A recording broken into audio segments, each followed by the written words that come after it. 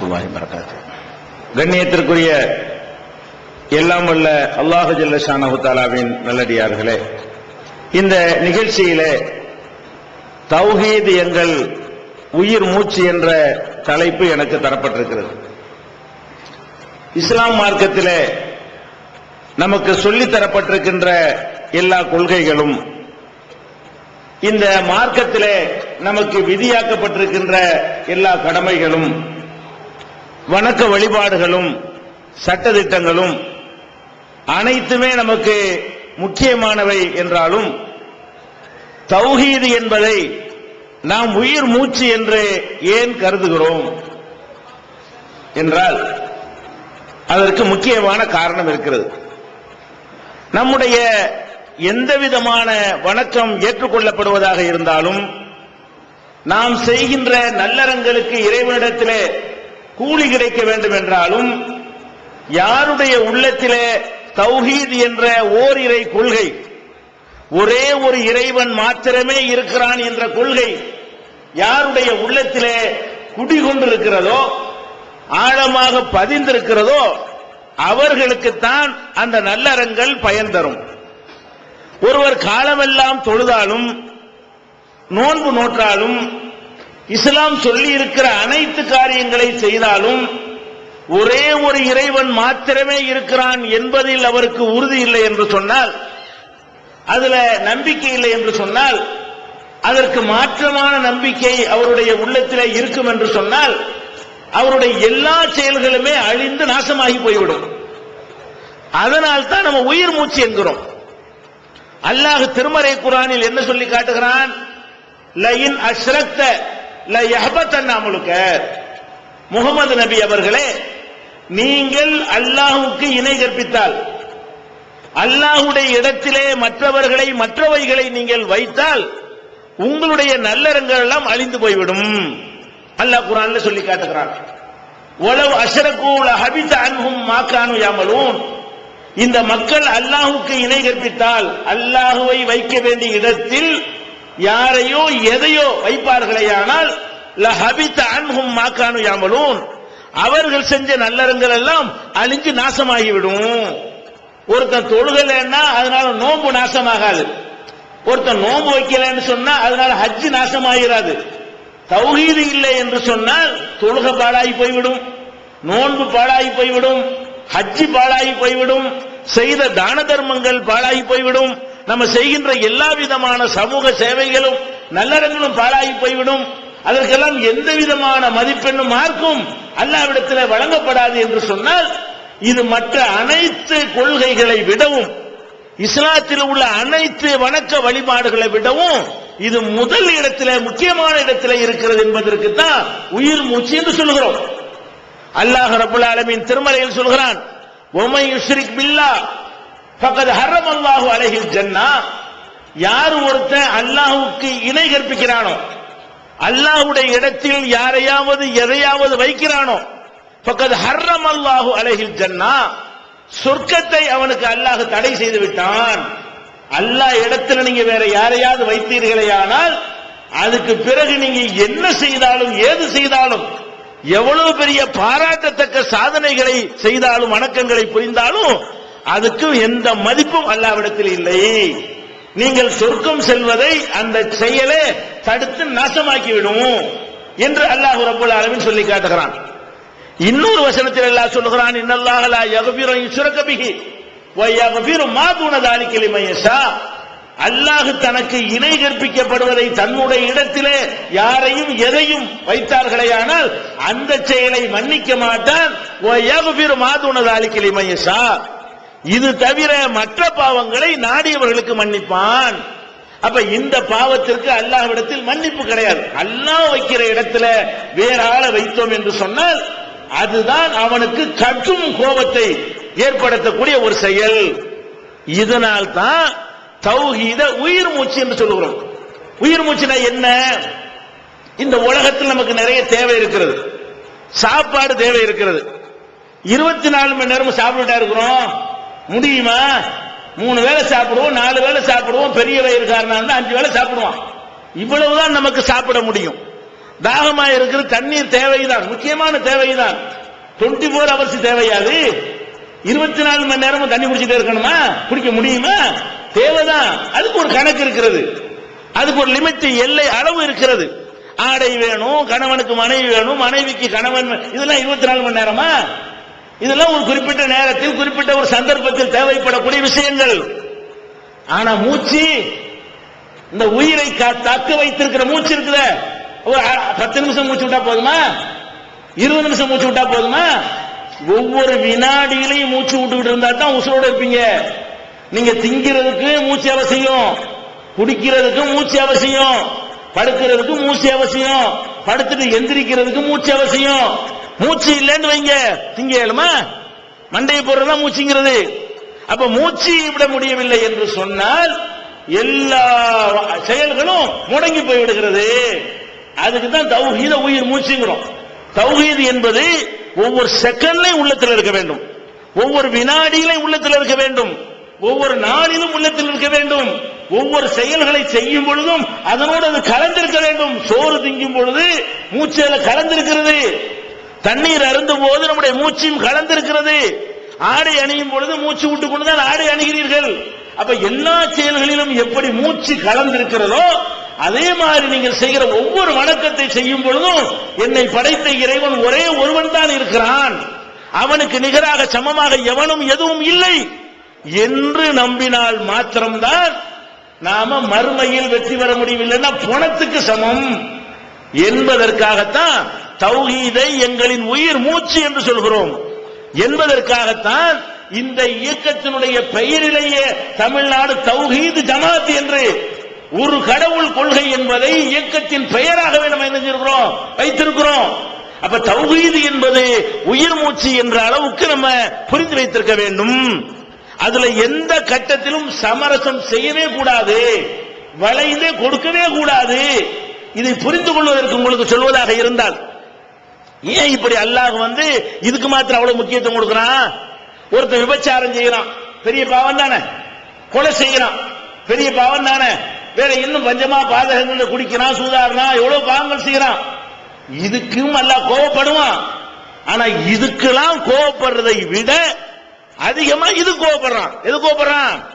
ஏன் இடத்துல நீ வேற ஆள வைப்பியா, ஏன் இடத்துல வேற ஒரு பொருளை கொண்டு வைப்பியா என்று அல்லாஹ் கோபப்படுகிறான் என்றால் இதுக்கு மாத்திரம் அதிகமாக இறைவன் கோபப்பட காரணம் என்ன?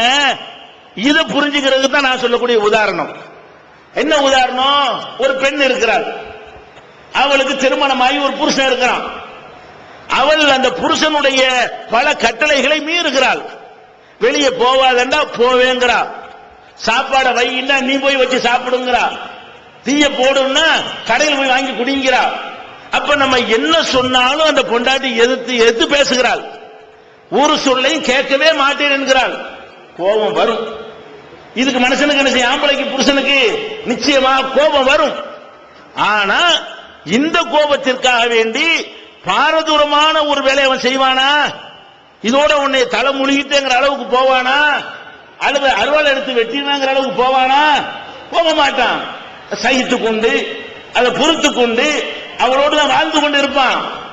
அதே நேரத்தில் இவனை வைக்க வேண்டிய இடத்துல வேற ஒருத்தனை அவள் வைத்து விட்டால், இவனை வைக்க வேண்டிய இடத்துல வேற ஒருத்தனை அவள் வைத்து விட்டாள் என்று சொன்னால், அதை இவன் பார்த்து விட்டான் என்று சொன்னால், இதுக்கு அதோட கூட கோபம் வருமா? இதேதா கணவனை வைக்க வேண்டிய இடத்தில் ஒரு பெண்ணு வேற ஒருத்தனை வைப்பாளையானால் அந்த கணவனுக்கு கோபம், எதோட கோபம் வரும்?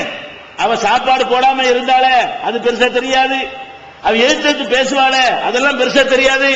அவனை பெரிய அளவில் பாதிக்கக்கூடிய பாவம் எதுவா இருக்கு?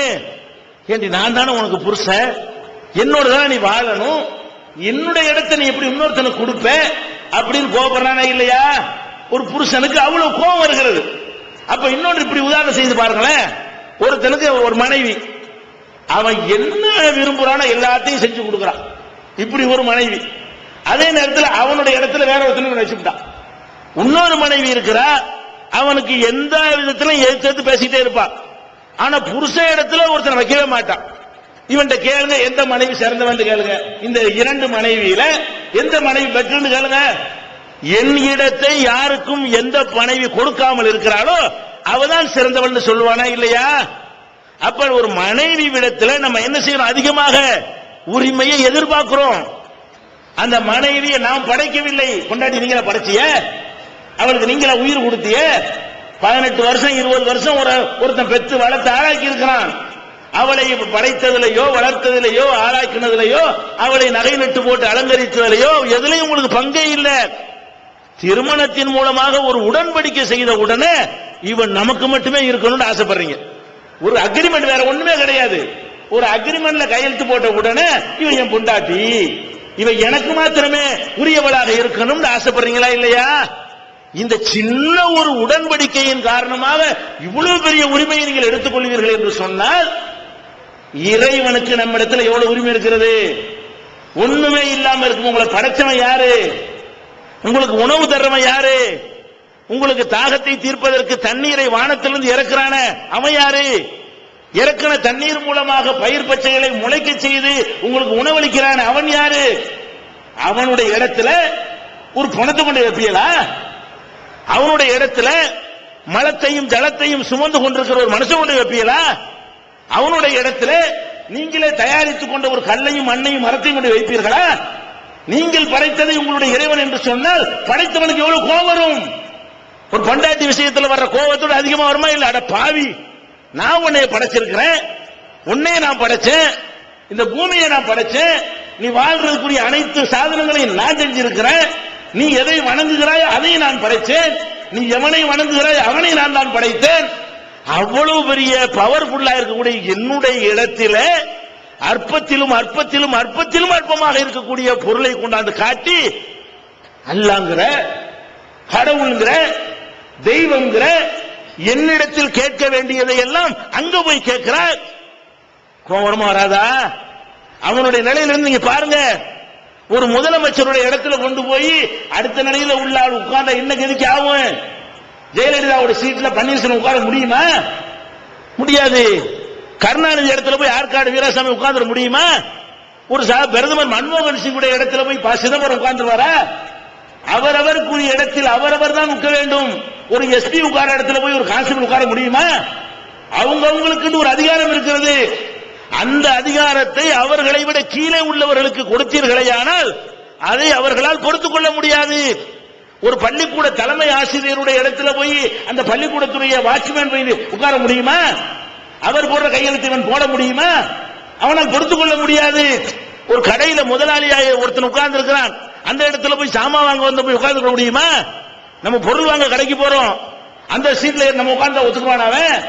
அப்ப ஒவ்வொரு மனிதனுக்கும் அவனுக்கு ஒரு எல்லை, ஒரு அந்தஸ்து, ஒரு தகுதி, ஒரு உரிமை இருக்கிறது. அந்த உரிமையில் எவனும் சமரசம் செய்து கொள்ள தயாராக இல்லை, அடுத்தவனுக்கு விட்டுக் கொடுக்க தயாராக இல்லை. அப்படி உனக்கு மட்டும் ரோசம் இருந்தா, உனக்கு மட்டும் இப்படி உரிமை இருக்குமையானால், உனக்கு மட்டும் உன் உரிமையை அர்த்தம் எடுத்துக்கொள்ளும் பொழுது அவ்வளவு ஆத்திரமும் கோபமும் வறுமையானால், அதுக்காக வேண்டி என்ன வேண்டாலும் செய்கிற அளவுக்கு உன்னுடைய மூளை கொதிப்பு ஏற்படும் என்று சொன்னால், இந்த அற்ப ஜீவனை படைத்திருக்கிறானே, இந்த அண்ட சராசரங்களையும் அவன் பராமரித்துக் கொண்டிருக்கிறானே, அவன் பார்வையிலிருந்து அதை பார்.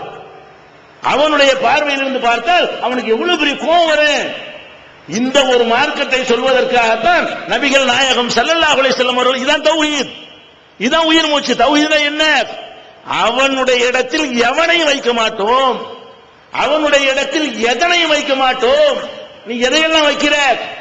இறைவனுடைய இடத்துல, கடவுளுடைய இடத்துல ஒருத்தனை கொண்டாந்து வச்சு பெரிய தாடி வச்சுட்டு வர்றான், ஜுப்பா போட்டுக்கிட்டு வர்றான், நம்மள இருந்து ஒரு டிஃபரெண்டான ஒரு உடைய அணிந்திருக்கிறான், வழக்கத்துக்கு மாறான முறையில ஒரு கோலத்தை போட்டுக் கொண்டிருக்கிறான், கழுத்துல என்னத்தையாவது மாட்டிக்கொள்ளுகிறான். அவனை போன விஷயம் காலில் விழுந்து கும்பிடுறேன், அவன்கிட்ட போய் ஆசி கேட்கிற, அவன்கிட்ட போய் உன்னுடைய கோரிக்கையில புள்ள வேணும்னு கேட்கிற, அவன்கிட்ட போய் என்ன பணக்காரன் ஆக்குங்கிற. உன்னை மாதிரி ஒரு மனிதன், உன்னை மாதிரி அவனுக்கு மலைஜலத்தை ஆஸ்பத்திரியில் டெஸ்ட் பண்ணி பார்த்தீங்கன்னா உள்ள அறுத்து பார்த்தா உள்ள மலைஜலம் தான் இருக்கும்.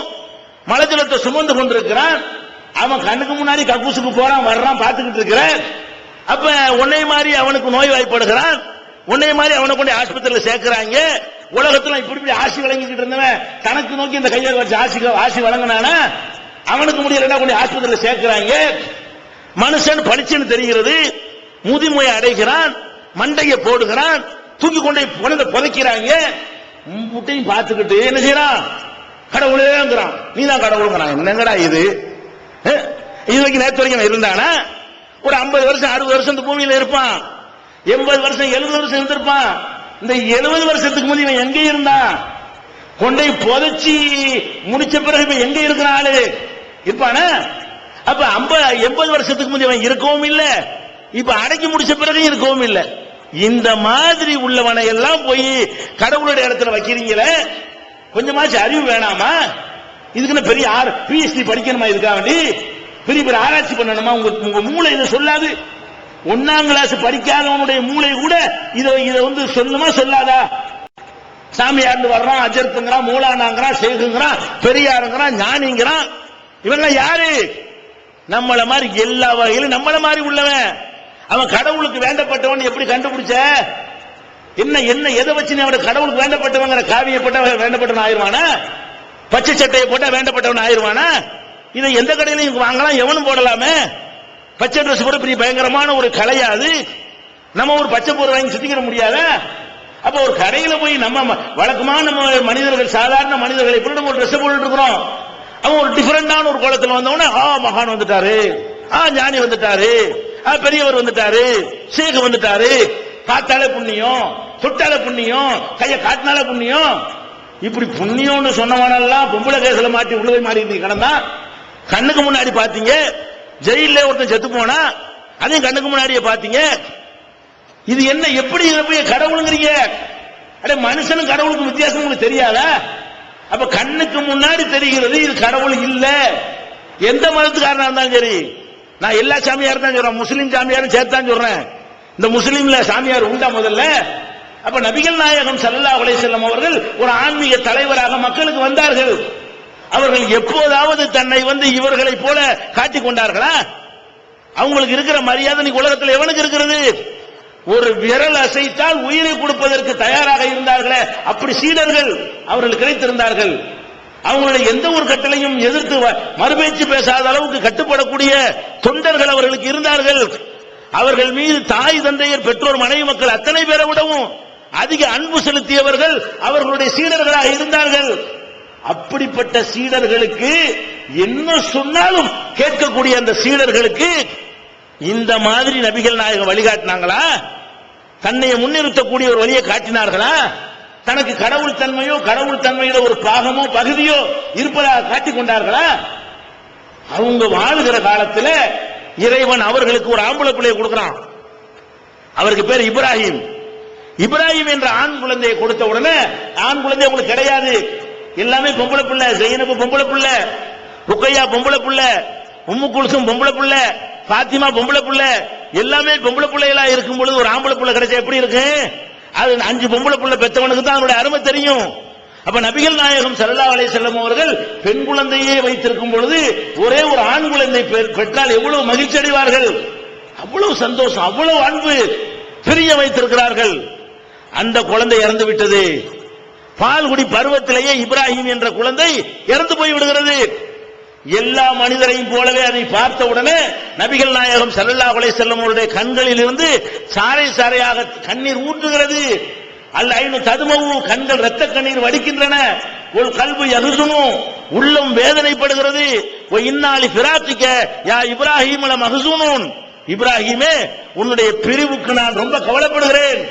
நீ இறந்து போனது எனக்கு தாங்க முடியல, என் கண்ணை கட்டுப்படுத்த முடியல, என் உள்ளத்தை கட்டுப்படுத்த முடியவில்லை என்று நபிகள் நாயகம் ஸல்லல்லாஹு அலைஹி வஸல்லம் அவர்கள் மார்க்கத்தில் தடை செய்த ஒப்பாரி வைக்கவில்லையே தவிர அழ வேண்டிய அளவுக்கு அழுதார்கள். கவலையை வெளிப்படுத்த வேண்டிய அளவுக்கு வெளிப்படுத்தினார்கள். அவ்வளவு அன்பு, அவ்வளவு பாசம் வைத்திருந்த நபிகள் நாயகம் ஸல்லல்லாஹு அலைஹி வஸல்லம் மகன் இறந்த அன்றைக்கு பார்த்து சூரிய கிரகணம் ஏற்படுகிறது. நபிகள் நாயகத்துடைய மகன் இறக்கிறாரு, அன்னைக்கு பார்த்து சூரிய கிரகணம் ஏற்படுது. இது மாதிரி ஏற்பட்டா என்ன செய்யறான் உலகத்துல? இந்த காலத்தில் நவீன 20ஆம் நூற்றாண்டு என்ன பண்றான்? ஒரு சாமியார் ஊருக்கு வர்றாருன்னு வைங்க, ஒரு மகான் ஊருக்கு வர்றாரு, மகான் பொய் தான், நீங்க மகான் என்று நினைக்கக்கூடிய ஒருத்தன் ஊருக்கு வர்றான்னு வைங்க, அன்னைக்கு பார்த்து என்னமா நடந்துச்சு, மழை பெஞ்சுன்னா கால் எடுத்து வச்சாரு மகானு, மழை கொட்டு சீமானும் வந்ததுக்கான போற அம்பது ஊர்லயுமா மழை பெஞ்சு? ஏன்னா எத்தனை ஊர்ல மழை இல்லாம காஞ்சி போய் கிடக்குறாங்க, எல்லாம் கூட்டிட்டு போய்வன. அப்படி மழை பெஞ்சு இருக்குதா? என்னைக்காவது ஒருத்தன் வரும்போது என்னமாவது இயற்கையா நடந்துருச்சுன்னு வைங்களேன், மகான் வந்தாரு அப்படின்றான். ஒரு ஊருக்கு வருவானா, அவனை போய் லட்சம் பேர் பாப்பானுவ. அதுல 2 பேர் இயற்கையா இறைவன் நாட்டுப்படி பணக்காரன போயிருவான். அந்த மகானை பார்த்தனா பணக்காரன போயிட்டேன். அப்ப ஏன்டா 998 பேருக்கு ஆகக்காரங்க 2 பேர் தான் ஆயிருக்கிறான், அவனுக்கு எல்லாம் ஆகல. இப்படி எவனாவது ஒண்ணு நடந்துட்டான்னு சொல்லுது, அவன் தான் செஞ்சாங்கிறது. இப்ப நபிகள் நாயகம் ஸல்லல்லாஹு அலைஹி வஸல்லம் காலத்துல இந்த சூரிய கிரகணம் சந்திர கிரகணம் இதுக்கெல்லாம் விஞ்ஞானத்தை அறிஞ்சா வச்சிருந்தாங்க. 1400 வருஷத்துக்கு முந்தைய இந்த மாதிரியான காரணங்கள்லாம் அந்த மக்களுக்கு தெரிஞ்சு இருந்ததா? இல்ல. அந்த நேரத்தில் விட்டடிச்சா எப்படி இருக்கும்? எதுக்கு இந்த கிரகணம் தெரியுமா? என் புள்ள மூத்தா போயிடுச்சுல, அதுக்குதான் வானம் வந்து துக்கானிஸ்டிக்குன்னு சொல்லி இருந்தா அந்த மக்கள் நம்பி இருக்க மாட்டாங்க. சொல்றதை விடுங்க, சொல்லாமலே மக்கள் நம்பினாங்க. நபிகள் நாயகம் ஸல்லல்லாஹு அலைஹி வஸல்லம் சொல்றதுக்கு முன்னாடியே மக்கள் பேசிக் கொள்கிறார்கள். என்ன பேசுறாங்க? ஏன் இன்னைக்கு கிரகணம் ஏற்படுது தெரியுமா? நம்முடைய தலைவர் முகமது நபி அவர்களுடைய மகன் ஆம்பள புள்ளை இறந்த காரணத்திற்காக வானம் துக்கத்தை அனுஷ்டிக்கிறது அப்படின்னு பேசிக் கொள்கிறார்கள். இது நபிகள் நாயகத்திற்கு பொதுவாக ஒரு மனிதர் கவலையில் இருக்கும் பொழுது இது மாதிரியான விமர்சனங்களை காதலோட வாங்குவோமா? எந்த ஒரு மனிதனாக இருந்தாலும் கவலையில மூழ்கி இருக்கும் போது சுற்றுப்புறத்தில் உள்ளதை கவனிக்கவே மாட்டோம். பெரிய பயங்கரமான புருஷனை பறி கொடுத்து ஒரு கும்பல உட்கார்ந்து இருக்கான்னு வைங்க, புள்ளைய பறி கொடுத்து உட்கார்ந்து வைங்க, இடிஞ்சு போய் உட்கார்ந்து இருக்கும் போது இடி இடிச்சா கூட உங்களுக்கு தெரியுமா? என்னாவும் ஏதாவும் போயிடுச்சு, இப்படிதான் நினைச்சிட்டு இருப்பாங்க. நபிகள் நாயகம் ஸல்லல்லாஹு அலைஹி வஸல்லம் அவர்கள் அந்த அளவுக்கு கண்கள் இரத்த கண்ணீர் வடிக்கிறது என்று வாயால் சொல்லி வெளிப்படுத்துகிற அளவுக்கு கவலையில் இருக்கிறார்கள். அப்போதும் கேர்ஃபுல்லா இருக்கிறார்கள், அப்போதும் கவனமா எப்படி இருக்கிறாங்க? என்னடா இது இந்த மாதிரி மக்கள் பேசுறாங்களே, நம்ம புள்ள மௌத்தானதுனாலதான் மரணித்த காரணத்தினாலதான் இந்த கிரகணம் ஏற்படுகிறது என்று சொல்லுகிறார்களே, இது மனிதத்தன்மைக்கு மேல கொண்டு நம்ம வைக்கிற மாதிரி தெரியுது. அது அல்லாஹ்வுல தீர்மானிப்பான், கடவுள்ல தீர்மானிப்பான். என்னமோ நமக்கு என்னமோ இறைத்தன்மை இருக்கிற மாதிரியும், நமக்கு என்னமோ பவர் இருக்கிற மாதிரியும், நமக்கு ஒண்ணுண்டா உலகமே பொறுத்து கொள்ளாதுங்கிற மாதிரியும் அல்லவா இந்த மக்கள் நினைக்கிறார்கள் என்று கோபப்பட்டு கவலையை மறக்கிறாங்க, கொள்கையை பிடிக்கிறாங்க. அந்த நேரத்தில் எவனும் கொள்கை பிரச்சாரம் பண்ண மாட்டான், எந்த மனுஷனுக்கு முடியாது. கவலையில் இருக்கும்போது ஒரு தப்பு முன்னாடி நடந்தா கூட அட போன நானே கவலையில் இருக்கேன், இதே போய் சொல்லிட்டு இருப்பேன் என்றுதான் எல்லோரும் நடப்பார்கள். அவங்க அந்த கவலையை மிஞ்சி என்ன பண்றாங்கன்னா மக்கள்கிட்ட வர்றாங்க. மக்களே, இது எந்த மனிதனுடைய பிறப்புக்காகவும் இந்த கிரகணம் ஏற்படாது, எந்த மனிதனுடைய மரணத்திற்காகவும் இது இந்த மாதிரியான கிரகணம் ஏற்படாது. இது அல்லாஹ்வுடைய ஏற்பாடுகளில் ஒரு ஏற்பாடு. இது போன்ற காட்சியை நீங்கள் காணும் பொழுது அல்லாஹ்விடத்திலே பாவ மன்னிப்பு தேடுங்கள், பாதுகாப்பு தேடுங்கள், தான தர்மம் செய்யுங்கள், தொழுகை போன்ற வணக்க வழிபாடுகளை ஈடுபடுங்கள், அது விலகும் வரை இது போன்ற நல்லறங்களை செய்யுங்கள் என்று மக்களுக்கு போதனை செய்கிறார்கள். அன்றைக்கு போய் விஞ்ஞான அறிவியல் விளக்கிட்டு இருக்கோம், அப்படிதான் சொல்ல முடியும். ஏன் அது பாதுகாப்பு தேட சொன்னாங்க? கிரகணம் ஏற்படும் பொழுது எல்லாம் ஒரு நேர்கோட்டில் வரும். சூரியன், சந்திரன், பூமி மூன்றும் ஒரே நேர்கோட்டில் வரும் பொழுதுதான் கிரகணம் ஏற்படுகிறது. நேர்கோட்டில் ஒரே நேர்கோட்டில் இப்படி 3 இருக்கும் பொழுது ஒன்றை ஒன்று ஈர்க்கக்கூடிய தன்மையில இதனுடைய ஈர்ப்பு தன்மை கொஞ்சம் கூடி போயிட்டாலும் அதனுடைய ஈர்ப்பு தன்மை கொஞ்சம் குறைஞ்சு போயிட்டாலும் ஒன்னோட ஒன்னு இழுத்து முட்டி மோதி சுக்குநூறா நொறுங்கி அழிஞ்சு நாசமா போய்விடும். அப்படி ஒரு டேஞ்சரான கட்டம் ஒவ்வொரு கிரகண நேரத்திலும் மற்ற நேரங்களில் இல்லாத ஒரு ஆபத்தான ஒரு நிலையை இந்த கோள்கள் அடைகின்றன, பூமி சூரியன் சந்திரன் அடைகின்றன என்பதற்காகத்தான் அது ஒரு ஆபத்தான இறைவனுடைய அத்தாட்சி. அதை பார்த்தா அல்லாஹ்விடத்துல மன்னிப்பு கேளுங்க, உங்களை திருத்திக்கிறங்க, தான தர்மம் செய்யுங்க, இப்படி எல்லாம் சொன்னார்கள். இப்ப நம்ம எதுக்கு சொல்றோம்? நபிகள் நாயகம் ஸல்லல்லாஹு அலைஹி வஸல்லம் அவர்கள் நம்மளை எப்படி வளர்த்து விட்டு போனார்கள், நீங்கள் எப்படி நடந்து கொண்டிருக்கிறீர்கள், இஸ்லாம்ங்கிற பெயரை வைத்துக் கொண்டு பிற சமயத்து மக்கள் எப்படியெல்லாம் மனுஷனை கடவுள் என்று நினைப்பார்களோ அப்படி நினைக்கிறீர்களா இல்லையா? நபிகள் நாயகம் ஸல்லல்லாஹு அலைஹி வஸல்லம் காலத்திலும் இன்றைக்கும் வாழ்கிற மக்கள் ஈசா நபியை கடவுளுடைய மகன் என்றும் அவங்களுடைய தாயார் மரியம் அவர்களை கடவுளுடைய மனைவியை போலும் என்ன செய்யறாங்க, நம்பிக்கொண்டிருந்தார்கள். நபிகள் நாயகம் காலத்திலும் இந்த நம்பிக்கை கொண்டவர்கள் இருந்தார்கள், அந்த ஊர்ல இருந்தார்கள். அப்ப குர்ஆன் அவங்களை நோக்கி என்ன கேட்கிறது? நீங்கள் அவங்களை இறைவன்கிறீங்களே, இறைவனுடைய பிள்ளைலாம் சொல்லுகிறீர்களே, கொஞ்சம் சிந்தித்து பார்த்தீர்களா? கானா யகுலானி தாம், அந்த 2 பேரும் சாப்பிட்டாங்களா இல்லையா? குர்ஆன் என்ன கேட்கிறது? நீங்கள் ஈசா நபி எடுத்துக்கொள்ளுங்கள், மரியமை எடுத்துக்கொள்ளுங்கள், அவங்க 2 பேரும் சோறு இல்ல சாப்பாடு சாப்பிட்டார்களா இல்லையா? சாப்பிட்டா முடிஞ்சு போச்சு. அப்புறம் என்ன கடவுள்? எப்ப சாப்பிட்டாரோ கண்டிப்பா கக்கூசு போவார்ல, பாத்ரூம் போவார்ல, அப்புறம் என்ன கடவுளுங்கிற? அப்ப அல்லாஹ் எப்படி கேட்கிறான்? நீங்க யார கடவுளுங்கிறீங்களோ உங்க வாக்குமூலப்படி அவங்க சாப்பிட்டாங்களா இல்லையா? சாப்பிடாத என்னையே வணங்குங்கப்பா. சாப்பாட்டின் பக்கம் தேவையில்லாத, உங்களிடத்தில் எந்த பொருளையும் எதிர்பார்க்காத ஏக இறைவனாக என்னை நீங்கள் வணங்குங்கள். ஏன் சாப்பிட்டதை சாப்பிட்டாலும் வணங்குறீங்க இப்படின்னு சொல்லிட்டு அல்லாஹ் வந்து நம்மளை நோக்கி சொல்றான், மக்களை நோக்கி சொல்றான், நபிகள் நாயகத்தை நோக்கி சொல்றான். உன்னூர் கைமண்ணும் பையனுள்ள ஆயாத். முகமது, நம்ம பாயிண்ட் எப்படி இதை கேட்டு எல்லாம் சொல்றான்.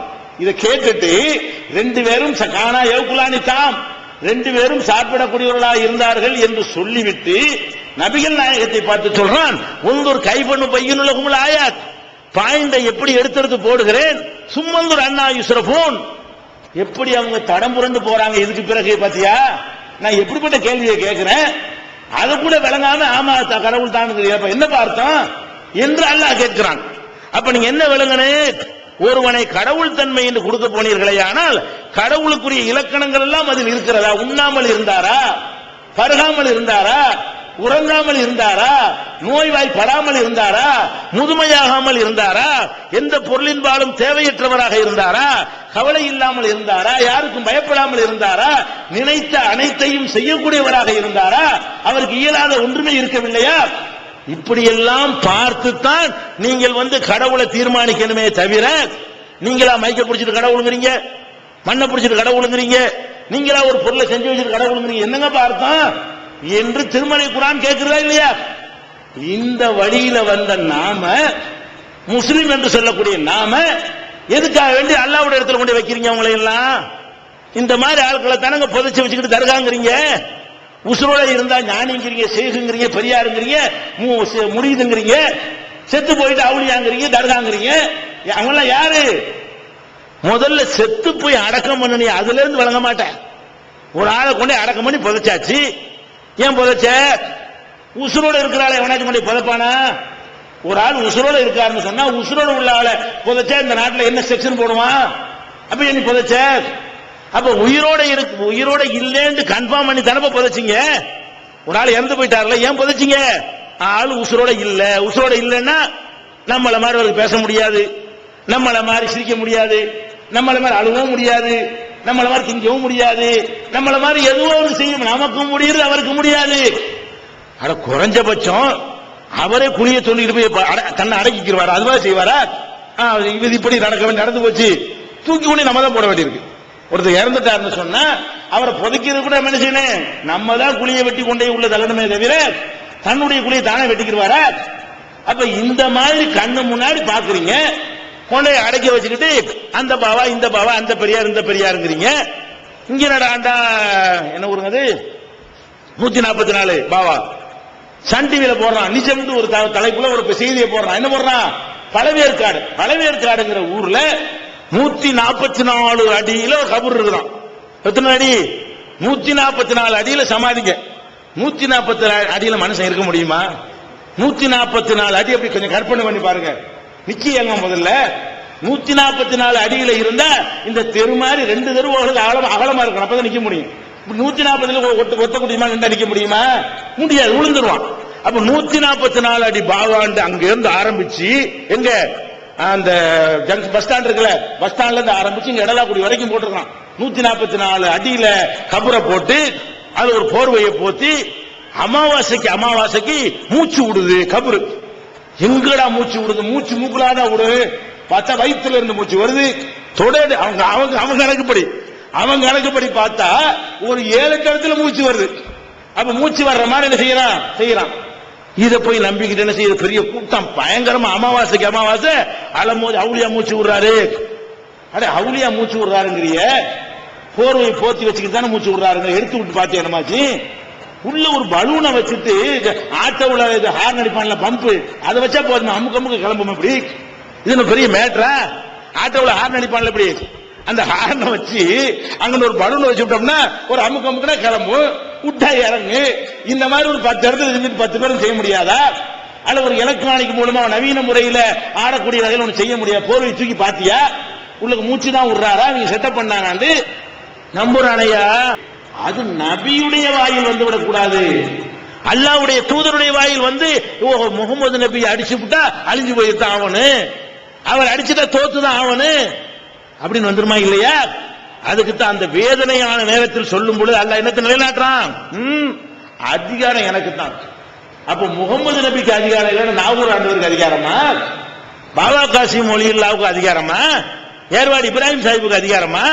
ஆனா நபிகள் நாயகத்துக்கு அதிகாரம் இல்லைங்கிறானா அல்லாஹ்? அப்ப லைஸல கமினல் அம்ரி ஷைஉன், இதெல்லாம் குர்ஆன் வசனம், கதை இல்ல, கற்பனை இல்ல. நீங்க அரபில வச்சுக்கிட்டு மந்திரமா ஓதிட்டு இருக்கா உங்களுக்கு தெரியல. அடுத்தது ஓதி பாருங்க, குர்ஆனை மொழிபெயர்ப்போட படிச்சு பாருங்க. அப்ப நபிகள் நாயகத்துக்கு இந்த அதிகாரம் இல்லை என்று சொன்னால் வேற என்ன ஆதாரத்தை நீங்க தேடுகிறீர்கள்?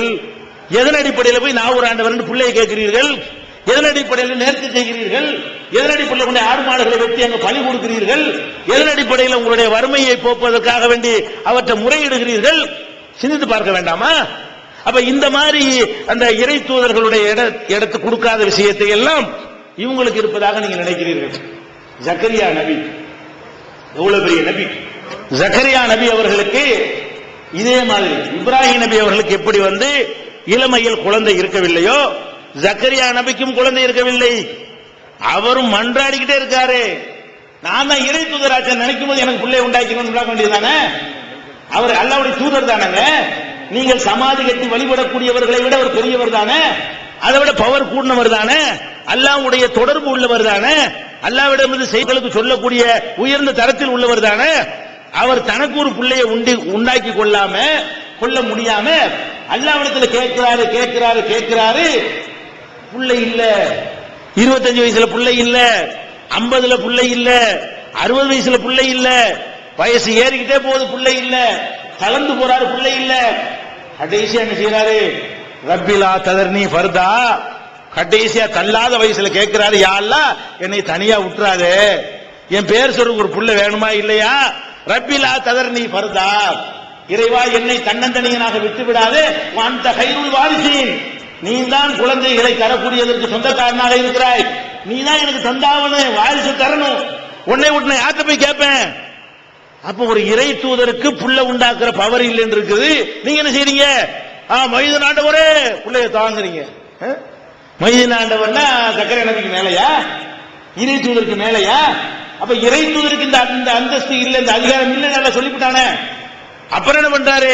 கடைசியா ரப்பி இன்னி வஹனல் அவுமு மின்னி வஸ்தால ரசு ஷைபா, இறைவா எலும்புலாம் தளர்ந்து போச்சு கேட்கிறார் அல்லாஹ்ட்ட. கடைசியா கெஞ்சுறாரு. என்னன்னு கெஞ்சுறாரு?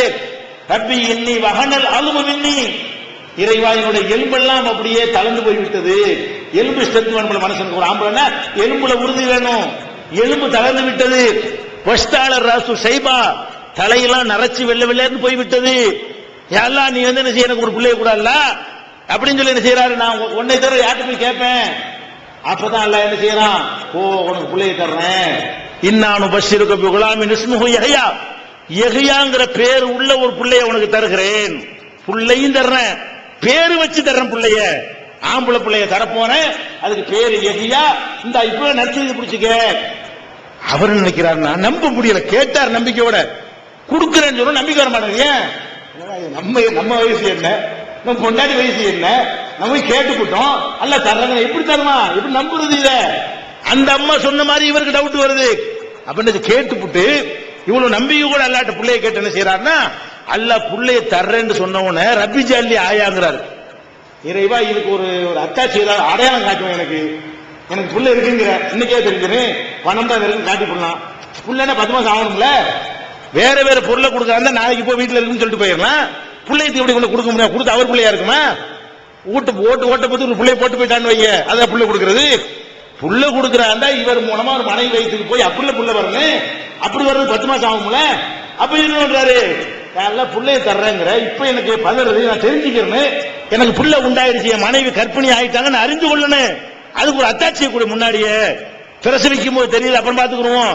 அது குறைஞ்சபட்சம் ஒரு 3-4 மாசம் ஆன பிறகு வயிறு பெருசாகும் தெரியும். அவ்வளவு எனக்கு பொறுமை கிடையாது. என்னைக்கு என் பொண்டாட்டி கர்ப்பிணி ஆகுறாளோ அன்னைக்கு எனக்கு ஒரு அத்தாட்சி வேணும். அல்லாஹ் என்ன செய்யறான், ஆயத்துக்கு அல்லாஹ் துகல்லிமன்னாஸ ஸலாஸலையாலின் சவியா, அத்தாச்சி தானே வேணும். என்னைக்கு உன் பொண்டாட்டி கர்ப்பிணி ஆகுறாங்களோ அன்னையில இருந்து 3 நாளைக்கு உன்னால பேச முடியாது. போ வாயத்துக்கு பெப்ப பெண்ணு சொல்லுவேன், உனக்கு பேச்சு வராது. அதை வச்சு விளங்கிக்க, நமக்கு புள்ள உண்டாகி விட்டதுன்னு விளங்கிக்கப்பா. எதுக்கு சொல்றேன், அவர் தான் புள்ளைய கேட்டாரு, தள்ளாத வயசுல கேட்டாரு, தருவான் நம்பி கேட்டாரு, தந்த பிறகு அது எப்படி தருவாங்கிறாரு. அந்த வயசில் அல்லாஹ் கொடுத்து செஞ்சிருக்கிறானே, எல்லாரும் ஆசைப்படுற வயசுல கொடுக்கலையே, நீ எப்படிப்பா மகானு பெரியாருங்கிற உனைய பார்த்து புள்ள தாண்டு கேட்கிற, உசுரோட உள்ள போய் கேட்கிற, செத்தவண்டு போய் பார்த்தாலே நமக்கு பாக்கியம்ங்கிற, பரக்கத்துங்கிற, புனிதம்ங்கிற, ஆசைங்கிற, எப்படி சிந்திச்சு பார்க்க வேண்டாமா? அப்ப இந்த மாதிரி எல்லாம் நம்ம பார்க்கிறோம். நூஹ் நபி இந்த உலகத்திலேயே அதிகமான பிரச்சாரம் செய்வதற்கான கூலி ஒருத்தர் கிடைக்குமே, ஆனால் அவருக்கு தான் கிடைக்கும். ஏன், அவருக்கு தான் அதிக வாழ்நாள். ரசூல் ஸல்லல்லாஹு அலைஹி வஸல்லம் வந்து 23 வருஷம் பிரச்சார நன்மை தான் கிடைக்கும். 23 வருஷம் பிரச்சாரம் பண்ணினார்கள். அவருக்கு 950 வருஷம் வாழ்ந்திருக்கிறார்கள். லபி தபீஹும் அல்வசனத்தின் இல்லா 50 ஆமா. அவர்கள் மத்தியிலே 50 ஆண்டுகள் குறைவாக 1000 ஆண்டு அவர் வாழ்ந்தார் அல்லாஹ் சொல்லி காட்டுறான் குர்ஆன்ல. அப்ப நூஹ் நபி அவர்கள் அன்றைக்கெல்லாம் அதிகமான வாழ்நாள் பெற்ற மக்கள் இருந்தார்கள். அந்த நூஹ் நபிக்கு வந்து 950 வருஷம் வாழ்நாள் அல்லாஹ் கொடுத்தான். ஒரு 50 வயசுலயோ 100 வயசுல பிரச்சாரத்தை ஆரம்பிச்சிருந்தாலும் 900, 850, 800 வருடங்கள் மக்களுக்கு சத்தியத்தை சொல்லிக்கிட்டே இருக்கிறாரு. சும்மா சொல்லல, பல கொடுமைகள் கேள்வி பண்றான், கிண்டல் அப்படி சொல்லி காட்டுறாரு. இன்னி தாவத்தும் ஜிஹாரா, நான் பகிரங்கமா அழைச்சி பார்த்தேன். ஆலன்திலகும் அசரத்திலும் இஸ்ராரா, நான் வந்து பகிரங்கமா ரகசியமாவும் சொன்னேன், வெளிப்படையாவும் சொல்லி பார்த்தேன். ஒரு பையன் வரமாட்டேங்கிறாங்க, என்னை கேள்வி பண்றாங்க, கிண்டல் பண்றாங்க, அல்லாண்டு முறையிற. அவ்வளவு கஷ்டம். 950 நமக்கெல்லாம் முடியாதுமா. தௌஹீத் பிரச்சாரத்தை ஆரம்பிச்சோம், எத்தனை பேர் வந்தாங்க. வந்தா என்ன செஞ்சாங்க, கொஞ்ச நாள் இது வளர்ந்து ஆட்சி பிடிச்சு நினைச்சு வந்தாங்க. அப்படி வந்தாங்க வந்தாங்க, என்னோட எப்போதான் அடி விழுந்துட்டு இருக்குன்னு ஓடி போயிட்டாங்க. ஏன் 3 வருஷம் தாக்கு பிடிக்க முடியல, 5 வருஷம் தாக்கு பிடிக்க முடியல. வந்த ஆளுகளுக்கு யாரு, வேற நோக்கத்துக்கு வந்த ஆளுகளுக்கு, தௌஹீதுக்காக வந்த ஆளுக்கு தாக்கு பிடிச்சு நிக்கிறாங்க. வேற என்னமா செய்யலாம், இதோ சம்பாதிக்கலாம், இப்படியா சொல்லி இப்பதான் சொல்லுவாங்க. பின்னாடி கட்சி ஆரம்பிச்சிருவாங்க. அவங்களுக்கு 3 கொடுத்தாலும் 10 தர மாட்டாங்களா, நம்ம சரியா 10 கிடைச்சிருக்காதா, தாராளமா வாங்கி போடலாம். இப்படி எல்லாம் கணக்கு பண்ணி வந்தா பாருங்க, ஒண்ணு நடக்கணும், ஓடி போயிட்டாங்க. ஏன் முடியாது. மனுஷன் ஏதாவது நோக்கத்தை எதிர்பார்த்திருந்தாங்க, இவ்வளவு தாங்கும் சக்தி. இந்த மனுஷன் 950 வருஷங்க, 1 வருஷம் 2 வருஷம் இல்ல, ஒரு 100 வருஷத்துக்கு கழிச்சு பார்த்தா கூட 800, 850 ஆண்டுகள் மக்களுக்கு பிரச்சாரம் செஞ்சாருன்னா எவ்வளவு பெரிய தியாகி இவரு. அவருக்கு அல்லாஹ் ஒரு பிள்ளையை கொடுத்தான். எப்படி பிள்ளையை கொடுத்தான், எதிரிகள் அவருக்கு எதிராக வேலை செய்யக்கூடிய ஒரு பிள்ளையை கொடுத்துட்டான். ஒவ்வொரு மனுஷனும் பிள்ளையை விரும்புவான். அந்த புள்ள நல்லவனா இருந்தாலும் விரும்புவான். என் பிள்ளை எனக்கு எதிராக களமிறங்குற நான் விரும்புவானா? நான் ஒரு பிள்ளை விரும்பினா எதுக்கு, சப்போர்ட்டா இருக்கிறதுக்கும் கஞ்சி ஊத்துறதுக்கு தான் பிள்ளையை விரும்புறேன். என் பிள்ளைய தௌஹீதுக்கு எதிராக இந்த களமிறங்கி பிரச்சாரம் பண்ணி கபருக்கு கொண்டு கூப்பிட்டா எப்படி இருக்கு எனக்கு? அப்ப இப்படிதான் ஒவ்வொருத்தருக்கும் இருக்கு. அப்ப நூஹ் நபி அவர்களுக்கு ஒரு பிள்ளையை அல்லாஹ் கொடுக்குறான். அந்த ஆள் என்ன பண்றாருன்னா, தகப்பனாருடைய கொள்கைக்கு 1 நம்பர் எதிரியா இருக்கிறார். தகப்பனார் அல்லாஹ் மட்டும் வணங்குங்கிறாரு, அவன் என்ன செய்யறான், ஊர்வலத்தில் உள்ளது நடப்பேங்கிறான். பாப்பாவுக்கு மோனுக்குமே சண்டை. அப்ப ஏன் இந்த மனிதருக்கு, இந்த நபிக்கு, நூஹ் நபி என்ற இறை தூதருக்கு அவருடைய பிள்ளைய வந்து சாலிகான பிள்ளைய ஆக்கல, அவருடைய பிள்ளைய வந்து நல்லடியார் ஆக்கல? என்ன எந்த அளவு ஆயிடுச்சு? கடைசியா சொல்லி சொல்லி பார்த்துட்டு மகனும் சொல்லாம இருந்திருப்பாருங்களா? உலகத்துக்கு சொல்லும் போது பிள்ளைக்கு தானே சொல்லுவாங்க. மற்றவங்களுக்கு சொல்றதை விட முதல்ல குடும்பத்துக்கு தான் சொல்வார்கள். ரசூலுல்லாஹ் அப்படித்தான் சொன்னார்கள். அல்லாஹ் அப்படித்தான் கட்டளை போட்டான், வானதி ரசீரத்தகள் அக்ரபியின், உலகத்துக்கு சொல்றதுக்கு முந்தி நெருங்கிய சொந்தக்காரங்களுக்கு சொல்லுன்னு அல்லாஹ் சொல்றான். இப்படித்தான் நபிமார்களுடைய வழிமுறை ஸ்டைல் இப்படித்தான் இருந்திருக்கிறது. சொன்னார்ல, கேட்க மாட்டேன். கடைசியா 900 ஆண்டு பொறுத்து பார்த்துட்டு, யா அல்லாஹ் இனிமே இவ்வளவு காலம் சொல்லி வராட்டி இனிமே வர போறாங்க, நமக்கு 5 வருஷம் வராட்டி யாரும் அழிச்சு நாசமாக்கன்னு கேட்டுப்படுறோம், 10 வருஷம் வரலண்டா கொந்தளிச்சு போயிடுறோம், பைசல் பண்றோம்னு அல்லாஹ் கேட்டுப்படுறோம். அந்த ஆள் 950 வருஷம் பாடுபட்டு என்ன பண்றாரு, யா அல்லாஹ் இவங்க ரப்பிலா ததர் அலல் அர்தி மினல் காபிரின தையாரா, ஒரு பயல கூடாது, சொல்ல வேண்டியதான் சொல்லிவிட்டேன், அம்புட்டு பேரை அழிச்சு நாசமாக்கி விடு, நீ விட்டு வச்சனா இருக்கிற கொஞ்சம் நஞ்ச நல்லடியார்களை சேர்த்து வச்சுக்கிறேன்னு இவங்களையும் கெடுத்து நாசமாக்கிடுவாங்க. ஒலா எளிதும் இல்லா பாஜிரன் கப்பாரா, பெற்றெடுக்கிற சந்ததிகள் எல்லாம் நாசமான சந்ததிகளை தான் பெற்றெடுப்பார்கள், இறைவா இவர்களை அழித்து நாசமாக்கி என்று ஒரு துவா செய்கிறார். துவா செஞ்சவன் நல்லா என்ன பண்றான், ஒரு கப்பலை செய்யி, எங்க கடல் இல்லாத இடத்துல கப்பலை செய்யி, கப்பலை செஞ்ச கேள்வி பண்றாங்க. எதுக்கு ரோட்ல போட்டு கப்பல் தான் கேள்வி பண்ணாங்களா இல்லையா? கப்பல் செஞ்சு போறோம் வரவன்லாம் என்ன செய்யறான், அது கடந்து செல்லும் பொழுதெல்லாம் கேலி பேசினார்கள். கப்பல்லாம் செஞ்சு முடிச்சோம். நல்லா என்ன பண்றான், வானத்துக்கு ஆர்டர் போடுறான், மழை கொட்டுது. பூமிக்கு ஆர்டர் போடுறான், கீழே இருந்து கொப்புளிச்சு பொங்குகிறது. கடல் வேற சீற்றமாக என்ன செய்யறது, ஊருக்குள்ள வருகிறது. 3 பக்கமும் தண்ணி, கீழே இருந்து பொங்குறது, மேல இருந்து கொட்டுறது, கடல்ல இருந்துகிட்டு போய் சீற்றம் எடுத்து வர்றதுமா சேர்ந்த உடனே தண்ணீர் மட்டும் அதிகரிக்கிறது, கப்பல் மிதக்கிறது. அவரை நம்பியவர்களை மட்டும் ஏற்றுக்கொள்கிறார். கொஞ்சம் அப்படி கப்பல் மிதக்க ஆரம்பிச்ச உடனே மோனை கூப்பிடுறாரு, மகனே நீ வா, என்னுடைய கொள்கைக்கு வந்துவிடு, நல்லவர்களை மட்டும்தான் ஏற்றுக்கிறேன், நீ இதுல சேர்ந்துக்க அப்படின்னு கூப்பிடுறாரு. அவன் என்ன செய்யறான், அதெல்லாம் முடியாது, சாவி இலாஜபனி யாசிமனி மினல்மா, இந்த வெள்ள பிரளயமா எனக்கு ஒரு பெரிய பொருட்டு கிடையாது, இந்த மலையில ஏறி காப்பாத்திக்கிறவன், வெள்ளன்னா பயப்படுவேன் நினைக்கிறியா? அவனுக்கு பாருங்க குஃப்ர்ல எவ்வளவு நம்பிக்கை, அவனுக்கு பாருங்க மடத்தனத்துல எவ்வளவு நம்பிக்கை. இவருக்கு இருக்கிற மாதிரி அவனுக்கு நம்பிக்கை இருக்கு பாருங்க. இவருக்கு எப்படி தௌஹீதுல நம்பிக்கை இருக்கிறதோ அதே மாதிரி அவனுக்கு எப்படி நம்பிக்கை. செத்தாலும் ஜாவனே தவிர, இல்லாட்டி மலையில ஏறி காப்பாத்திக்கிறவனே தவிர உங்களுக்கு வருவாங்க. அவ்வளவு வரட்டு புரியாத காரணம் இருக்கலாம். பாப்பாவுக்கு எதிரி, தாப்பனாருக்கு எதிரி. கடைசியில் என்ன ஆகுது, அவரை கொஞ்சம் கொஞ்சமா தண்ணி மேலே வருகிறது, மலை உச்சிக்கு மேலே வருகிறது. இனிமே ஒண்ணு நடக்காதுன்னு மூழ்கடிக்க நிலைக்கு வந்துட்டான். அப்பதான் என்ன பண்றாரு, யா அல்லாஹ் இன்னபுனி மின் அஹ்லி, யா அல்லாஹ் அவன் என் பிள்ளையாச்சே, என் மகனாயிட்டு, என் மகனை காப்பாத்திருவேன்னு கேட்கிறாரு. இவரும் கேட்காம கேட்கிறாரு. அல்லாஹ் நினைச்சுட்டான், இன்னஹு லைஸ மின் அஹ்லிக, அவன் உன் மகன் கிடையாது. இன்னஹு அமலுன் கைரு சாலிஹின், இது நல்ல செயல் இல்ல, கெட்டவன் தெரிஞ்சுக்கிட்டு, எனக்கு எதிரின்னு தெரிஞ்சுக்கிட்டு அவனுக்காக ஏகிட்ட பேசுறவார் மகனுக்கு அந்த விளையாட்டு இங்க வச்சுக்கிறார். அல்லாஹ் சொல்றான், வலா துஹாத்திபுனி ஃபில்லதீன லலமு, அநியாயக்காரர்களை பற்றி என்று பேசக்கூடாது. என்னை எதிர்த்தவனை பற்றி என்னிடத்தில் பரிந்துரைக்கூடாது. மகனா இருந்தாலும் சரிதான், உன் மகனாக இருந்தாலும் சரிதான். வலா துஹாத்திபுனி ஃபில்லதீன லலமு, அநியாயக்காரர்கள் விஷயத்துல நீ என்னிடத்துல பேசாதே. இன்னி ஆயுளுக்க அன் தக்குன மினல் ஜாஹிலீன், நீ மூடர்களில் ஒருவராக இருக்கக்கூடாது என்று உனக்கு நான் அறிவுரை சொல்கிறேன். நீ என் பிள்ளைய காப்பாத்துன்னு கேட்டேன்னு வை, உன்னை மூடர் லிஸ்ட்ல சேர்த்து கொடுவேன். புத்திசாலியா இருந்தா நான் யாருன்னு ஒரு விளைக்க, அதை சரியா புரிஞ்சுக்கேண்டு அல்லாஹ் எச்சரிக்கிறான். இதை விட ஒரு நபிக்கு, ஒரு மனிதனுக்கு துன்பம் என்னங்க? நம்ம பெத்த புள்ள நிரந்தர நரகத்தினுடைய கொல்லிக்கட்டையா போக போகிறது என்பதை விட ஒரு மனிதனுக்கு துன்பம் தரக்கூடிய ஒன்று இருக்குமா மறுமையில? இந்த உலக துன்பத்தை விட்டுருங்க, மறுமை வாழ்க்கையில இந்த மாதிரி உங்க மகன் நரகத்துக்கு போவதை தாண்டிய ஒரு கொடுமை ஏதாவது இருக்குமா? அப்ப மகன் எதிர்த்து நிற்கிறான், அழிக்கப்படுகிறான், உலகத்துல காப்பாற்ற சொல்லி கேட்கிறாரு. அல்லாஹ் என்ன செய்யறான், உன் புள்ளையே இல்லைன்னுட்டான். அப்ப பெத்த புள்ளைக்கு கூட ரெக்கமெண்ட் பண்ணி ஒண்ணும் செய்ய முடியாதுன்னு நினைக்கும் பொழுது இவன் நினைக்கிறான், உனக்கு நான் காசிம் பாவா காசிம் மாமா, உனக்கு அல்ல மச்சானா, உங்க தாத்தாவா, நான் ஒரு ஆண்டவர் என்ன உங்களுக்கு சகலப்பாடியா?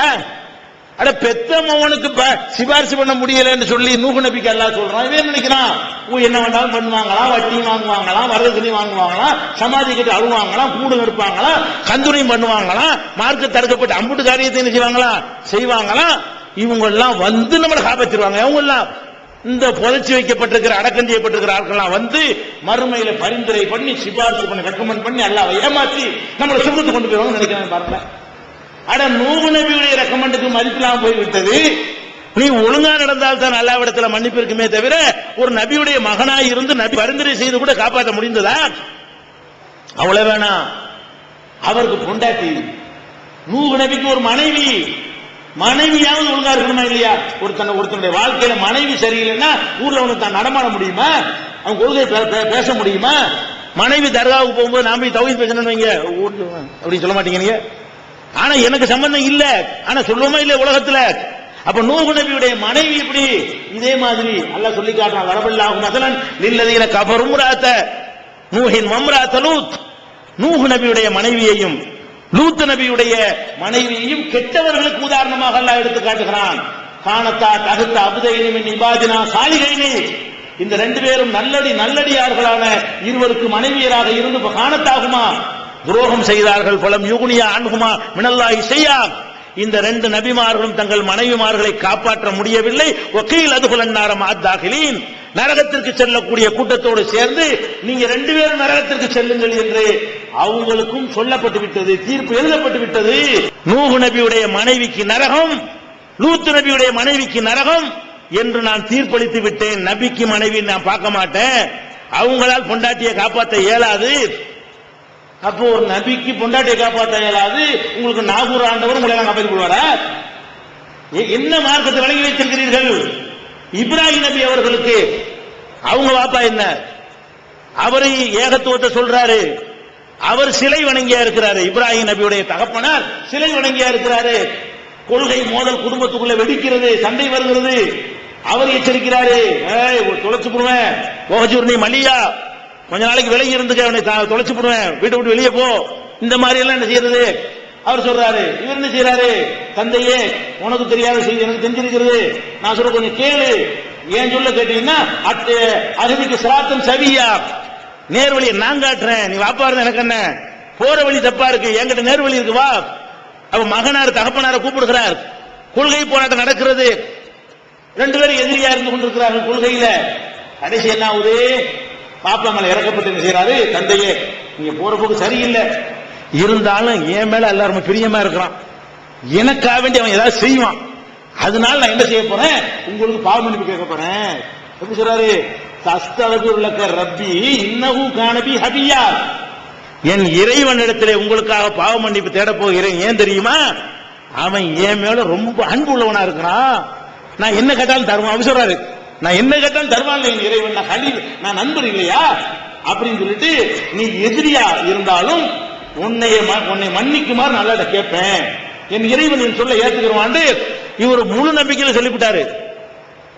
அல்லாஹ் என்ன பண்றான் தெரியுமா? என்னது, எங்க எதிரிக்கு நீ மன்னிப்பு கேட்பீங்களா? உங்களுக்காக வேண்டி எங்க பாலிசி நாங்க விட்டு தரணுமா? அல்லாஹ் என்ன செய்யறான்? நீங்க எங்க நண்பர்னா உங்களுக்கு பவர் நினைச்சிட்டீங்களா? உங்க வாப்பாவுக்கு மன்னிப்பு தர நினைக்கிறீங்களா? அல்லாஹ் சொல்லி காட்டுறான். மாக்கான இஸ்திக்பார் இப்ராஹிம் அலி அபிஹி, இப்ராஹிம் நபி அவர்கள் தகப்பனாருக்காக பாவ மன்னிப்பு தேடினாரே, இல்லா அம்மைதத்தின் வாதா ஐயாஹு, அவர் வாக்களித்து விட்ட காரணத்தினால் பாவ மன்னிப்பு தேடினார். பலம்மா தபையன அன்னஹு அதுவுல் இல்லாஹி தபர்ரா மின்ஹு, தன்னுடைய தந்தை அல்லாஹ்வுடைய எதிரி என்று தெரிந்த பிறகு அல்லாஹ் தெரியாம செஞ்சுட்டு வளைத்தார். என்னது, உன் வாப்பாக்கு மன்னிப்பு கேட்கிறியா? என் எதிரிக்கு நீ மன்னிப்பு கேட்கிறியா? நல்லா கேட்டானா, அம்மாடி நான் அந்த விளையாட்டுக்கு வரலன்றார் அவர். யாரு? இப்ராஹிம் நபி. விலகி கொண்டார் நல்லா சொல்லி காட்டான். இப்ப என்ன வழங்குறது? ஆனானப்பட்ட இப்ராஹிம் நபியா இருந்தா கூட அவங்க தகப்பனார் தவறான வழியில் இருக்கும் பொழுது தகப்பனாருக்காக வேண்டி அல்லாஹ்ட்ட பாவ மன்னிப்பு கேட்டது பொறுத்துக்கிற மாட்டாங்க. பாவத்தை மன்னிக்கல, பாவ மன்னிப்பு கேட்டது நல்லா வளைக்கிறீங்க, இவன் பாவத்தை மன்னிப்பீங்கிறான், அவரே பாவத்தை மன்னிப்பாருங்கிறான். இங்க மேட்ரு என்ன? யாரெல்லாம் எங்க வாப்பா மன்னிச்சுன்னு வாழ்த்து சொல்லிவிட்டாரு. என்னது வாப்பாவா? எங்க எதிரி உங்களுக்கு வாப்பாவா? என்னைய மறுக்கணும் உங்களுக்கு வாப்பாவா? அவங்களுக்கு பேசுவீங்களா என்கிட்ட? இவ்வளவு கடும் போக்கை அல்லாஹ் இப்ராஹிம் நபி விஷயத்தில் காட்டுகிறான் என்று சொன்னால் வேற யாரை நீங்கள் வந்து மன்னிப்பு கேட்பான்னு சொல்றீங்க? மறுமையின் அதான உங்களை கெடுக்கிறது. உங்களை எது கெடுக்கிறது? அவுலியாக்கெல்லாம் எங்களை சிபாரிசு பண்ணுவாங்க. அப்படிதான் மக்கா காபீர் சொன்னா. மக்காவிலே நபிகள் நாயகம் ஸல்லல்லாஹு அலைஹி வஸல்லம் சந்திச்சாங்களே, அந்த மக்கள் என்ன சொன்னார்கள்? ஹாவுலாய் சுஃபாவுனா இந்தல்லா, நாங்க ஏன் சிலைகளை வணங்குகிறோம், நாங்கள் ஏன் பெரியார்களை மகான்களை வணங்குகிறோம் தெரியுமா? இவர்கள் அல்லாஹ்விடத்தில் எங்களுக்காக பிறந்து பேசுவார்கள் என்று சொன்னார்கள். மானாபுதுஹும் இல்லாலி யுகர்ரிபுனா இலல்லாஹி ஸுல்ஃபா, அல்லாஹ்விடத்தில் எங்களை நெருக்கமாக ஆக்கி வைப்பார்கள் என்பதற்காகத்தான் நாங்கள் வணங்குகிறோமே தவிர அவங்க அல்லாஹ் நினைத்து வணங்கல என்று சொன்னாங்க. அல்லாஹ் ஒத்துக்கிட்டானா? அந்த கொள்கை ஏற்றுக்கொண்டானா? அப்ப வர பரவாயில்லைன்னா அவங்களை இணை கற்பிக்கக்கூடியன்னு சொன்னானா? அப்ப அந்த மக்கள் இதே மாதிரி தான் சொன்னார்கள். அதுக்கு தான் அல்லாஹ் சொல்லி காட்டுறான். மறுமை நாள்ல, நாளை நியாய தீர்ப்பு நாள்ல நடக்கக்கூடிய இன்னைக்கு கண் முன்னாடி காட்டுறான். அந்த காட்சியோடு எனக்கு நேரம் இறுதி கட்டம் வர்றதுனால அந்த காட்சியோடு முடித்துக் கொள்கிறேன். மகசர் மைதானம் எல்லாரும் நிற்போம், ஒவ்வொருத்தரையும் அழைத்து அல்லாஹ் விசாரிப்பான். அதுல ஒரு ஆள் யார் தெரியுமா? ஈசா நபி. ஈசா நபிட்ட அல்லாஹ் கேட்பான், குர்ஆன்ல இருக்கிறது, யா ஈசா அன்த குல்த லின்னாஸ், நீதான் மனிதர்களுக்கு சொன்னாயா, இத்தஹிதுனி வ உம்மிய இலாஹைன மின் துனில்லாஹ், என்னையும் என்னுடைய தாயாரையும் அல்லாஹ்வை விட்டுவிட்டு வணங்குங்கள், அல்லாஹ் விட்டுவிட்டு என்னைய வணங்குங்க, எங்க அம்மா வணங்குங்க என்று நீர்தான் சொன்னாயா? நான் அல்லாஹ் சொல்றான், குர்ஆன்ல சொல்றான், ஈசா நபியை நிப்பாட்டி வைத்து கேட்பேன். என்ன கேட்பேன்? ஈசாவே, உன்னை எல்லாம் கடவுளுங்கிறாங்களே, உங்க அம்மா எல்லாரும் கடவுளுங்கிறாங்களே, இதான் நீ சொல்லிக் கொடுத்த லட்சணமா என்று அல்லாஹ் கேட்பான். ஈசா நபி என்ன சொல்லுவாங்க? சுப்ஹானக, யா அல்லாஹ் இது என்ன சொல்ற நீ? நானா அப்படி சொன்னேன்? இன் குன்து குல்துஹு ஃபகத் அலிம்தஹு, நான் சொன்னா உனக்கு தெரியாதா? தாலும் மாபி நப்சி வலாலும் மாபி நப்சிக்க, என் மனசுல உள்ளதெல்லாம் உனக்கு தெரியும், உன் மனசுல எனக்கு எல்லாம் தெரியும், எல்லாம் இப்ப கேட்கிறியே அப்படின்னு சொல்லிட்டு மா குல்தலகும் இல்லாம அமர்த்தனி, என்ன உத்தரவு போட்டி அதைத்தான் நான் சொன்னேன். என்னை வணங்கப்படி சொல்லல. என்ன சொன்ன? அனிபுதுல்லா, அல்லாஹ்வை வணங்குங்கள், உலா துஷ்ரிகு பிஹி ஷையா, அல்லாஹ்வுக்கு யாரையும் இணையாக ஆக்காதீர்கள். ஈசா நபி சொல்லுவாங்க, எப்படி சொல்லுவாங்க? என்னை வணங்க சொல்லவே இல்லை அல்லாஹ், அல்லாஹ் வணங்குங்கன்னு நான் மக்கள்கிட்ட போய் சொன்னேன்.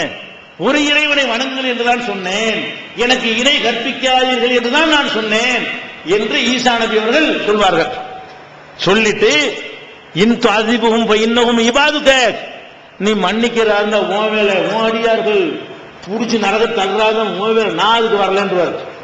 இந்த வசனம் வந்த உடனே நபிகள் நாயகம் ஸல்லல்லாஹு அலைஹி வஸல்லம், அல்லாஹ்வாணி அந்த வசனம் இறங்கின உடனே ரசூல் ஸல்லல்லாஹு அலைஹி வஸல்லம் சொல்றாங்க, மக்கள்கிட்ட சொல்றாங்க, ஈசா நபியை அல்லாஹ் விசாரித்தது போலவே என்னையும் விசாரிப்பான். இந்த விசாரணை ஈசா நபிக்கு மட்டும் உள்ளது இல்லை, முகமது ஆகிய என்னையும் நிப்பாட்டி இந்த உம்மத்துகள் செய்யக்கூடிய செயலை எல்லாம் சொல்லி என்னையும் கேட்பான். நான் என்ன பதில் சொல்வேன் தெரியுமா? என் சகோதரர் ஈசா அவர்கள் சொன்ன பதிலைத்தான் நானும் சொல்வேன். அப்ப அல்லாஹ் கேட்பான். யார்கிட்ட கேட்பான்? ரசூல் ஸல்லல்லாஹு அலைஹி வஸல்லம் அழைப்பான். முகமதே, நீ தான் தர்கா கட்ட சொன்னியா? கேட்பான். நாகூர்ல கட்டி வச்சுக்கிறாங்களே, கோட்டார்ல கட்டி வச்சுக்கிறாங்களே, ஏர்வாடுல கட்டி வச்சுக்கிறாங்களே, அஜ்மீர்ல கட்டி வச்சுக்கிறாங்க, நீங்க சொன்ன வேலை தானா? அல்லாஹ்வுக்கு தெரியும் அவங்க சொல்லலன்னு. எதுக்காக கேட்கிறான்? இந்த தர்கா கட்டினவன்லாம் பயங்கர நம்பிக்கையோட ரசூலா வந்துட்டாங்க, நம்ம தர்காவுக்கு சப்போர்ட் பண்ண போறாங்க அப்படின்னு எதிர்பார்க்க விட்டு மண்டையில் அடிக்கிறதுக்காக என்ன செய்யறான்? அல்லாஹ் தெரியாது அவர் ரசூலுல்லாஹ்க்கு சம்பந்தம் இல்லைன்னு, ரசூலுல்லாஹ்க்கு இந்த செயலுக்கு தொடர்பு இல்லைன்னு அல்லாஹ்வுக்கு தெரியாதா? அல்லாஹ் என்ன கேட்குவான்? யா முஹம்மதே, நீ இப்படித்தான் சொன்னியா? ரசூலுல்லாஹ் என்ன சொல்லுவாங்க? யா அல்லாஹ், என்ன அல்லாஹ் இது, நானா அப்படி சொல்லுவேன்? நான் தர்கா கட்டாதேன்னு சொன்னேன், கட்டுனா அல்லாஹ்வுடைய சாபம்னு சொன்னேன், இடிச்சு தகர்த்துருங்கன்னு சொன்னேன், எல்லாம் சொல்லுவாங்களா இல்லையா? ரசூல் ஸல்லல்லாஹு அலைஹி வஸல்லம் சொன்னதெல்லாம் ஹதீஸ்ல ரெக்கார்ட் இருக்கா இல்லையா? ரசூலுல்லாஹ் என்ன பதில் சொல்லுவாங்க அந்த கேள்விக்கு? நீங்க கட்டின தர்காக்களை பற்றி ரசூலுல்லாஹ்ட்ட கேள்வி கேட்டால், ஆமா நான் தான் கட்ட சொன்னேன்னு சொல்லுவாங்களா? என்ன சொல்லுவாங்க? மரணிக்கிறதுக்கு 5 நாளுக்கு முன்னாடி சொன்னேன், அல்லாஹ் லஅனல்லாஹுல் யஹூத வன் நஸாரா இத்தகது குபூர் அன்பியாஹிம் மசாஜித், நபிமார்களுடைய சமாதிகளை எல்லாம் வணக்கத்தலங்களாக ஆக்கி விட்டார்களே, அவர்களை அல்லாஹ் சபிக்கிறான் என்று எச்சரிக்கை பண்ண அல்லாஹ், லா தஜஅலு கப்ரி ஈதா, என்னுடைய அடக்கத்தலத்தை திருவிழா நடத்தி விடாதீர்கள் என்று நான் என் மக்களுக்கு சொன்னேன். அல்லாஹும்ம லா தஜஅல் கப்ரி வஸன யூபது, என்னுடைய கபரில் வழிபாடும் செய்து விடாதீர்கள் என்றும் நான் சொன்னேன். அதே மாதிரி லா தஜஅல் கப்ரன் முஷ்ரிஃபன் இல்லா சவைதஹு, எந்த சமாதியை கண்டாலும் இடிச்சு தகர்த்து தரமட்டமாக்காம விடாதீங்க என்று என் மக்களுக்கு நான் சொன்னேனே தவிர தர்கா கட்ட சொல்லலை என்று சொல்லிவிட்டால், இந்த தர்கா கட்டியவர்களுடைய, அதை கும்பிடக்கூடியவர்களுடைய, கொண்டாடக்கூடியவர்களுடைய கதி என்னவாகும்? நீங்க எதுக்கு இந்த இஸ்லாத்தில் இருக்கிறீர்கள்? உலகத்துக்கு இருக்கிறீர்களா, மறுமைக்கு இருக்கிறீர்களா? மறுமையில விசாரணை எப்படி நடக்கும் அல்லாஹ் முன்னாடி சொல்லி தந்துட்டானே. கோர்ட்ல கேஸ் போடுறாங்க, எப்படி கேஸ் போடணும் தெரியாது, கோர்ட்டு கேஸ் இப்படி போமா அப்படி போமான்னு கணிக்க முடியாது. இந்த கேஸ் எப்படி போகணும் இப்பவே சொல்லலாம். எந்த கேஸ்? மறுமையில் உங்கள் மீது தொடுக்கப்படக்கூடிய வழக்கு, தர்கா பற்றி வழக்கு வந்தால் அந்த வழக்கு விசாரணை எப்படி இருக்கும், அதுக்கு ரசூலுல்லாஹ் என்ன சொல்வார்கள், அதுக்கு அல்லாஹ் என்ன தீர்ப்பு சொல்வான் என்பதெல்லாம் முன்னாடியே எழுதி தரப்பட்டு விட்டது. அப்ப தெளிவா தெரியும் போது இதான் வழக்கு, இப்படித்தான் நடக்கும் போது ஏன் பொய்யான ஒரு வழக்கை கையில் எடுக்கிறீங்க? பொய்யான ஒரு கொள்கை எடுத்து நரகப்படிகளுக்கு போக ஆசைப்படுறீங்க? அதே மாதிரி நல்லா கேட்பான், இந்த மாதிரி தேர் திருவிழாவெல்லாம் நீங்க நடக்க சொன்னியா? துறையில கூடு எடுக்கிற கூடு, சந்தன கூடு, ரசூலுல்லாஹ் சொல்லுவாங்க, யாரெல்லாம் நான் எப்படி இப்படி சொல்லுவேன்? யாரு பிற சமய கலாச்சாரத்துக்கு ஒப்பா இருக்கிறார்களோ அவர்கள் அவங்களை சேர்ந்தவங்க நான் சொன்னேனே.